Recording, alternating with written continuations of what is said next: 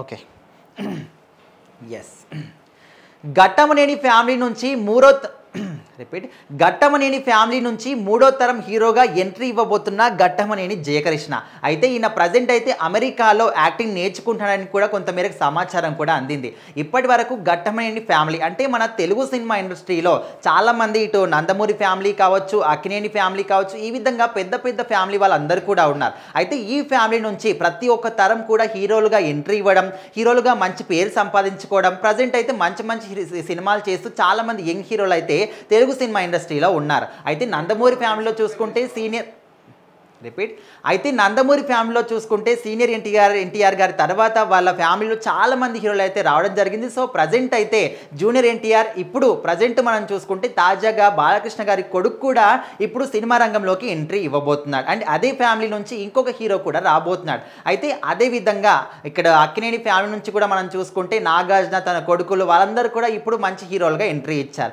అయితే ఇప్పుడు ఘట్టమనేని ఫ్యామిలీ నుంచి కూడా మనం అందరం కూడా చూసుకుంటే కృష్ణ గారికి మహేష్ బాబు, అదేవిధంగా రమేష్ బాబు గారు కూడా మనందరికీ తెలిసిన వ్యక్తే. సో ఆయన రీసెంట్గానే కన్నుమూయడం జరిగింది. తన కొడుకుని కూడా తను హీరోగా చూడాలని ఒక మంచి ఆశ అయితే తనకు ఉండేదంట. సో తను రీసెంట్గానే చనిపోయాడు కాబట్టి తన ఆశగా తీసుకొని మహేష్ బాబు గారు జయకృష్ణని ఏ విధంగా అయినా ఒక హీరోగా చూపించాలి అనే విధంగా కష్టపడుతూ ఉన్నాడు. సో ప్రజెంట్ ఈయన అమెరికాలో మాత్రం యాక్టింగ్ నేర్చుకుంటానని తెలుస్తుంది. కాకపోతే ఈ హీరోని ఘట్టమనేని జయకృష్ణని మన తెలుగు సినిమా ఇండస్ట్రీకి పరిచయం చేయబోయే డైరెక్టర్ ఎవరు అని కూడా చాలామంది ఆలోచిస్తూ ఉన్నారు. అయితే ఒక నిమిషం, మన పేరు ఏదో మర్చిపోయా, ఎవర్రా హీరో? అజయ్ భూపతి.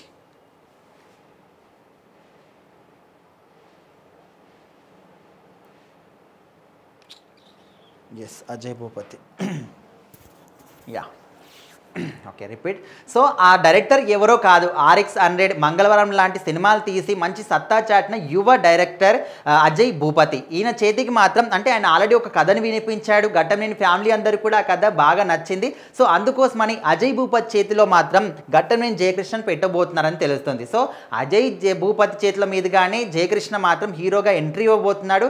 కాకపోతే ఇక్కడ ఈ సినిమా ఎప్పుడు స్టార్ట్ చేస్తారు, దానికి సంబంధించి అప్డేట్స్ ఎప్పుడు వస్తాయి, అండ్ ఎలాంటి జానర్ తీసుకున్నారు, ఇలాంటి విషయాల గురించి తెలియాలంటే ఖచ్చితంగా ఇంకా కొన్ని రోజులు ఆగాల్సిందే. మరి ఘట్టమనేని జయకృష్ణ గురించి మీరేమనుకుంటున్నారు ఖచ్చితంగా కామెంట్ చేయండి.